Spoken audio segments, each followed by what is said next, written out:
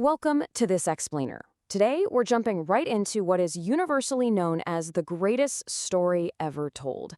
Now, if you've ever looked at the Bible and felt a bit overwhelmed, like it's a giant puzzle and you just can't quite see how all these ancient chapters fit together, well, you are in exactly the right place. We're going to trace the grand narrative of God's relationship with humanity, literally starting from day one of the universe all the way up to the calling of a guy named Abraham. It's an epic story of beginnings, some pretty tragic failures, and a relentless, unstoppable rescue mission. So, you might be wondering, how does a narrative that spans thousands of years actually kick off? Well, to really get it, we need to treat the text as one continuous, unbroken timeline. We're going to connect the dots so you can clearly see the foundational structure of this literature. And more importantly, catch those deep recurring themes that are going to echo through the entire rest of the text. Which brings us to Section 1, the setup, the perfect creation. Let's zoom out, and I mean way out. The source material presents this truly mind-bending concept. Before time even existed, before a single star was in the sky, before the earth was even a thought, there was only the eternal creator. God has no beginning. He has no end. He wasn't created by anyone. Instead, operating completely outside the bounds of time as we know it, he simply spoke the entire universe into being. He is literally the author of time itself. And you know what's really fascinating? It wasn't chaotic. It was incredibly ordered. God spends the first 3 days forming spaces and the next 3 days filling those spaces. Light breaks through the dark, mountains rise, and the sun, moon, and stars are set perfectly in place. The whole shebang culminates on the 6th day, when God creates mankind in his own image. Adam is formed right from the dust, getting the very breath of life, and Eve is formed from his side. They were designed to live in perfect unity, entrusted with taking care of the whole earth. But, as you'll see, that doesn't last. Section 2. The break, the fall of humanity. That absolute, perfect peace, it is shattered entirely by rebellion. Just look at the stark contrast here. Originally, Adam and Eve lived in complete 100% innocence. Zero pain, zero fear, zero guilt. They literally walked side by side with God in the garden. But after being tempted by the serpent, a single act of disobedience triggers a catastrophic shift. Humanity is suddenly separated from God. Suffering, sorrow, and death crash into creation, and every generation after inherits this broken reality. But hey, even in this incredibly dark moment, the text hints that a grand redemption plan is already in motion. Section 3. The downward spiral, Cain and Abel. Now, even with that promise of redemption hanging in the air, the immediate aftermath of the fall is rough. It triggers a rapid, terrifying acceleration of corruption. Adam and Eve have 2 sons. Abel honors God with faith, but Cain lets this dark, bitter jealousy take root. Consumed by anger, he actually murders his own brother. This is the very first murder in human history within the text, and it's absolutely crucial because it shows us exactly how deeply and how quickly sin had corrupted the human heart. Taking a step back to look at the timeline, we can see the generations unfold. After that horrible tragedy, a new generation starts with Seth, and for a while, Seth's descendants try to keep things on track. They seek the Lord.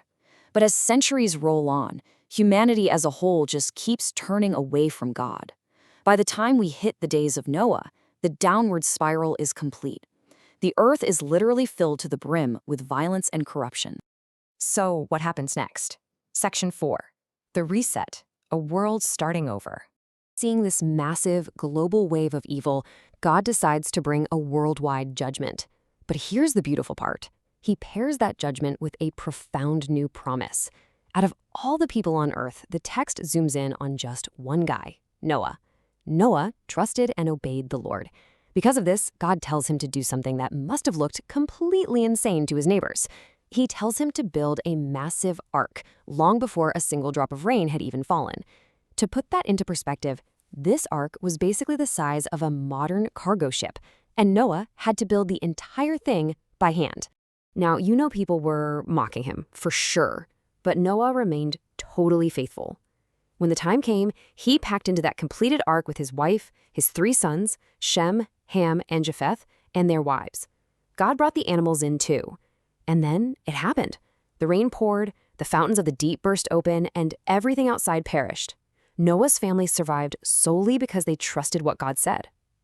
When those waters finally receded, they stepped out onto a completely washed, brand new earth. And this sets up a foundational concept you absolutely need to know. It's called a covenant. Basically, it's an unbreakable, everlasting promise.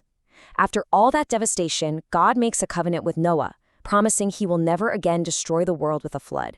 And he uses the rainbow as the visible sign of that guarantee. It perfectly anchors us to this recurring truth. In this story, every massive disaster is followed by a divine lifeline. Which leads right into Section 5, the pivot, the promise to Abraham.